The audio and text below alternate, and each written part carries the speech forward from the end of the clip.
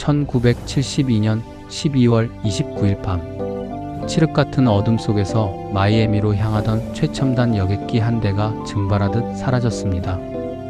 101명의 목숨을 앗아간 이 참사의 원인은 거창한 기계 결함이 아니었습니다. 고작 $12짜리 전구 하나였습니다. 하지만 진짜 이야기는 추락 이후에 시작됩니다. 죽은 승무원들이 다른 비행기에 나타나기 시작한 것이죠. 코스염 감사관인 저는 오늘 사소한 결함에 매몰된 인간의 실책과 그들이 남긴 기이한 유산을 해부합니다. 사건의 기체는 이스턴 항공 401편. 당시 하늘 위의 궁전이라 불리던 최신형 기종 L-1011이었습니다. 베테랑 기장 로버트 로프트와 승무원들은 마이애미 국제공항 착륙을 위해 서서히 고도를 낮추고 있었습니다.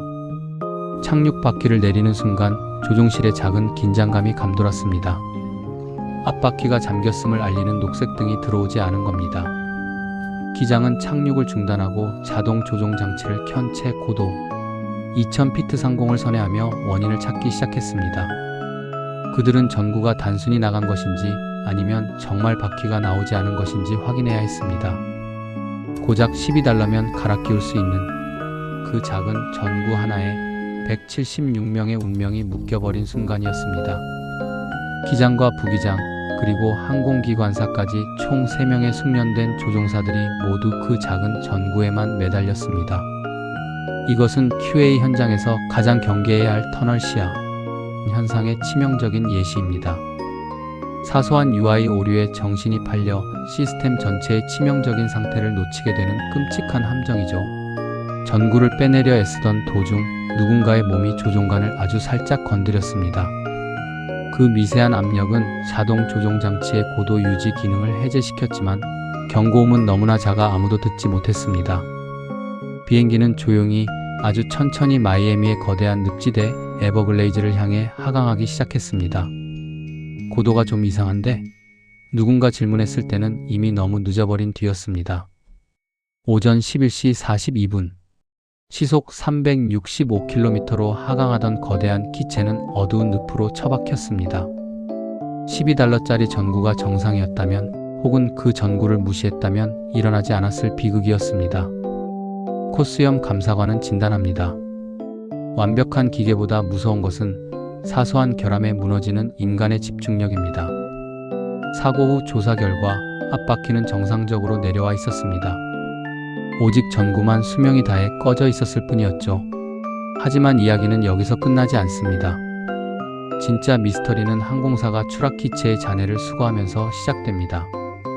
이스턴 항공은 비용 절감을 위해 401편에서 회수한 멀쩡한 부품들을 다른 자매기들에 설치하기 시작했습니다.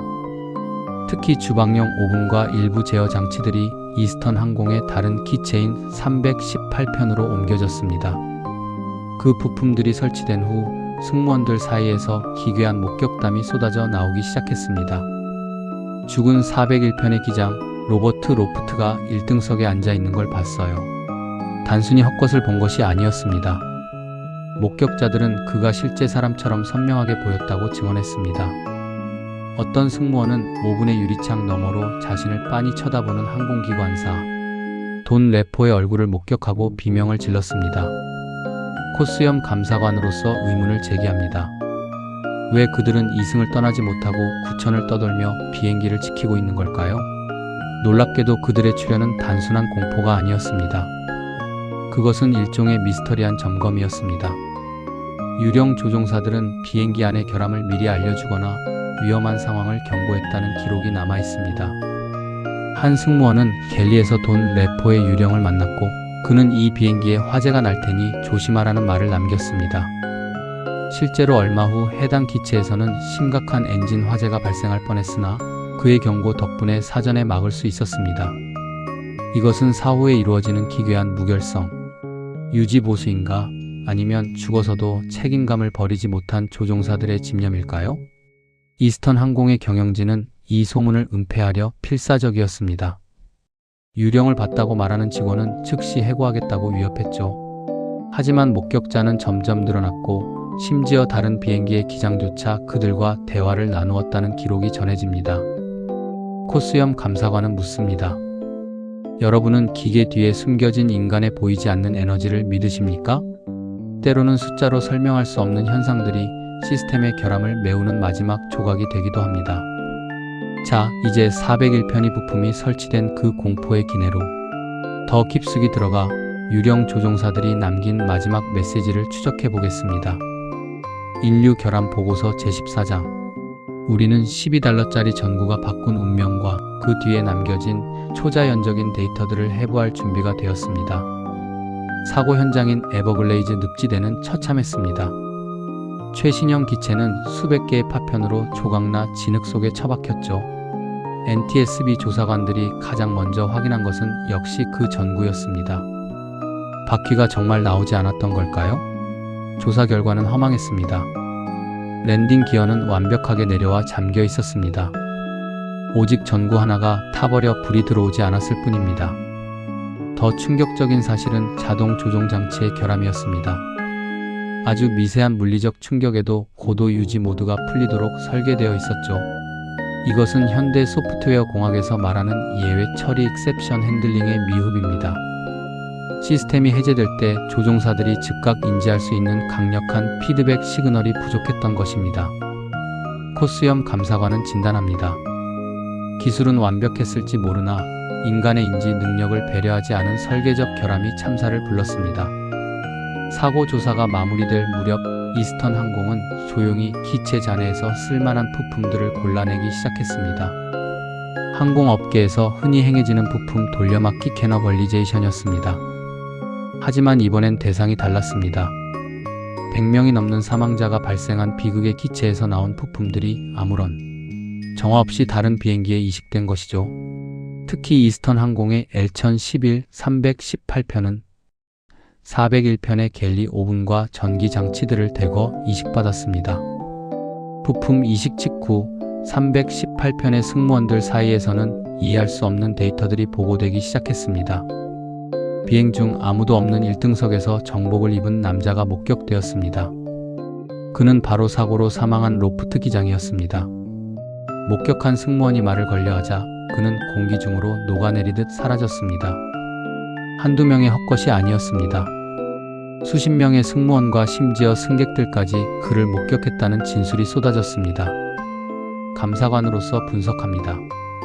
이것은 시스템에 남겨진 잔류 데이터가 하드웨어를 통해 물리적으로 출력되는 현상일까요? 가장 소름 돋는 목격담은 부기장이었던 돈 레포에 관한 기록입니다. 그는 주로 비행기 하단부의 전자기기실이나 주방, 오븐 근처에서 나타났습니다.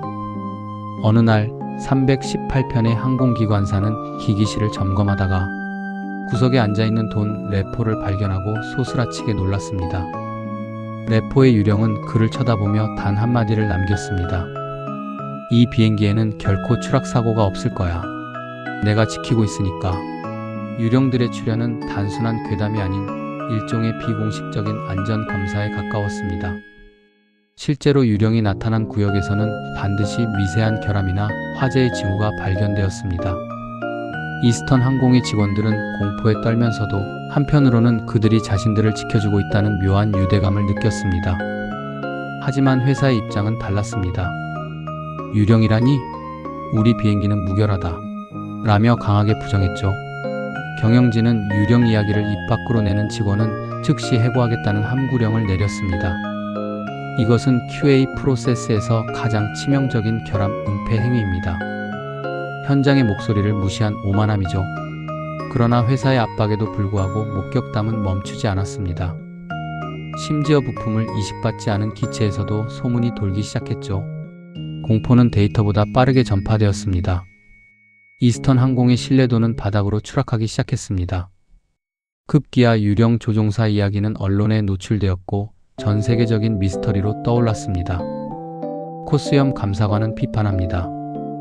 기술적 부채를 숨기려던 시도가 오히려 초자연적 노이즈를 키운 셈입니다. 사태가 심각해지자 이스턴 항공은 결국 극단적인 선택을 내립니다.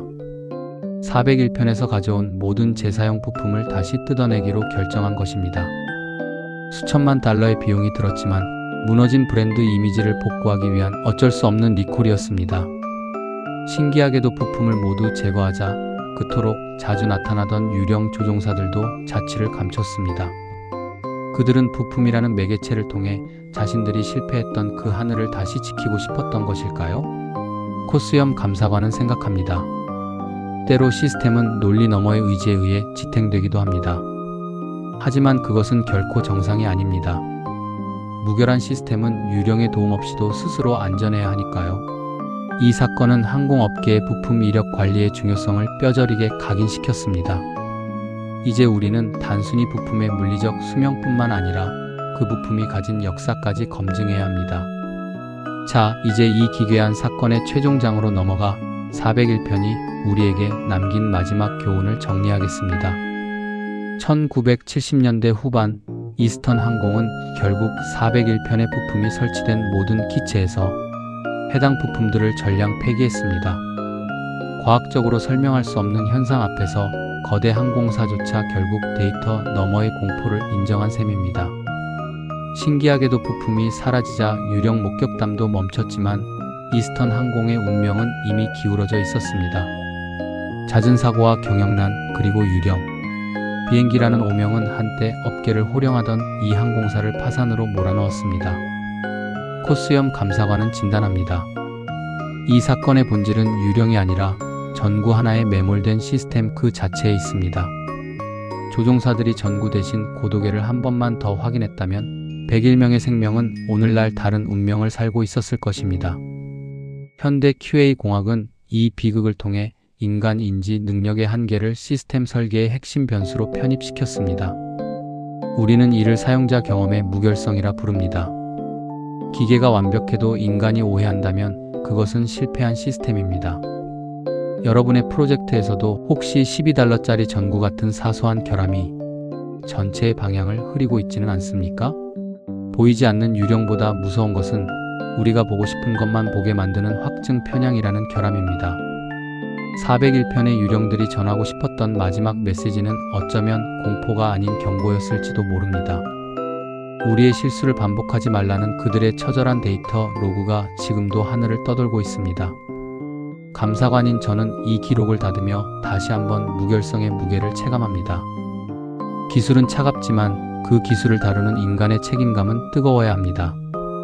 시스템의 안전은 체크리스트의 완성도가 아니라 그 체크리스트를 대하는 우리의 태도에서 결정됩니다.